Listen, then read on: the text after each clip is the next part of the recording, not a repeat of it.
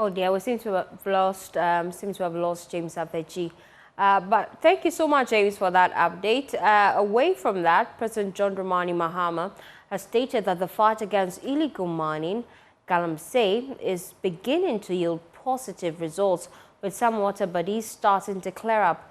He said that it has not indeed been an easy fight. Speaking at the 77th Annual New Year School at the University of Ghana, he commended the Land and Natural Resources Minister, the Anti-Illegal Mining Team NIMOS, and other stakeholders for their efforts.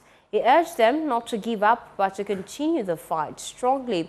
We'll hear from him shortly, but the keynote speaker, governance expert and business management consultant Ishmael Yamson, also addressed the subject, stating that no economy can survive when its environment is sacrificed for the greed of a select few. And then the culture of impunity. Madam Chairperson, we want with horror as our pristine river bodies, the Pra, the Ankobra, the Birim, the Ofin, and many others, are turned into toxic mud by illegal mining. With this destruction, we see this destruction happening in broad daylight, often with the complicity of those who want to protect us. When a nation poisons its own water to feed the greed of a few, it is not just an environmental crisis, it is a spiritual collapse.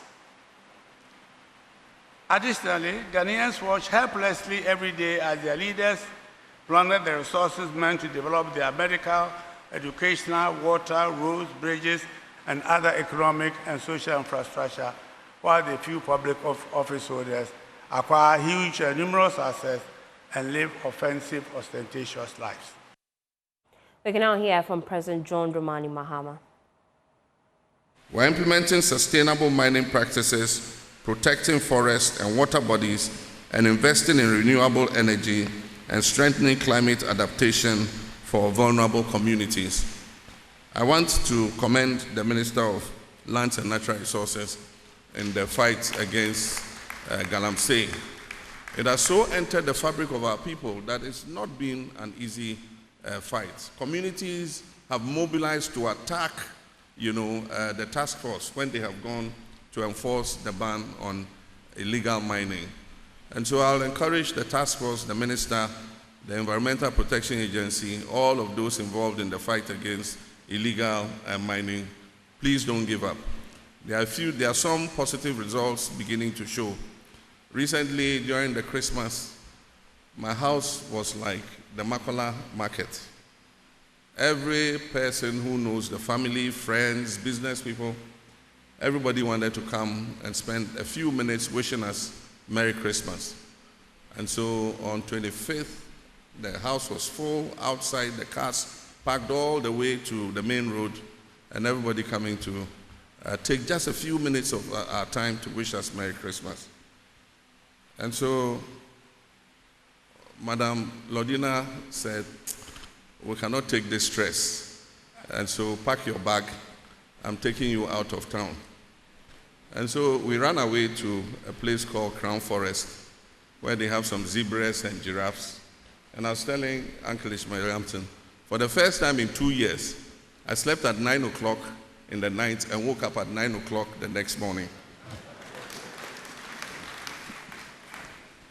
And it was a very peaceful, serene environment. But why I raise it is that when you go to where they have the animals, you cross a stream.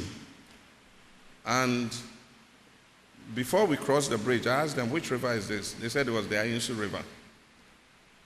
And he said, if you had come here 6 months ago, this water was the color of coffee. He says now it's the color of light Milo. And so, it's getting better. And so we appreciate the work that NIMOS and the river guards are doing. Apparently, the river guards had operated upstream where the mining was taking place. And so it had changed the color of the water. And so that's why I'm encouraging you to keep up the fight and even strengthen it. President Mahama also revealed that materials for the construction of a 10,000 bed capacity hostel for the University of Ghana are on their way to the country. He said that this is expected to ease accommodation challenges on the campus of the University of Ghana.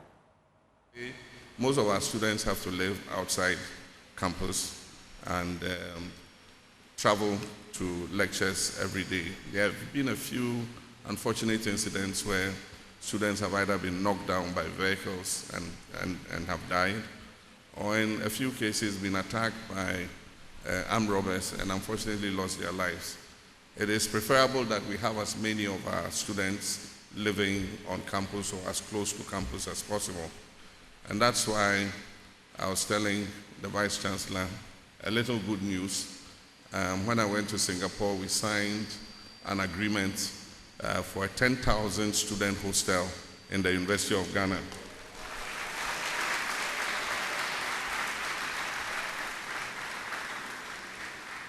And this is going to be a prefabricated building. It means that the building will be manufactured somewhere and will come and be assembled on campus. And so the machines for the factory that would manufacture the building and come to assemble it on campus has been shipped from Singapore and is on its way to Accra.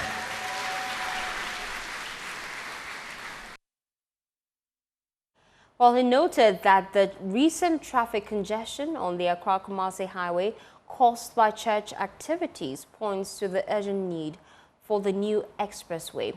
He stated that once the expressway is constructed, such gridlocks will be a thing of the past. One of the iconic projects under our big push is going to be the Accra-Kumasi Expressway.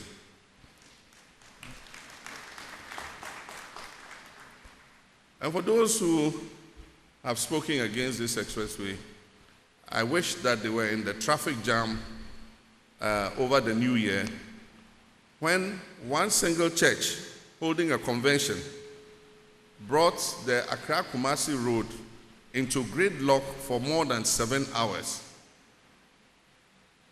Accra is the biggest city in Ghana and the capital. Kumasi is the next biggest city in Ghana. And the traffic between these two cities, it's a shame that we have a single lane road linking our two major cities. This will be a thing of the past, and I'm looking forward to cutting short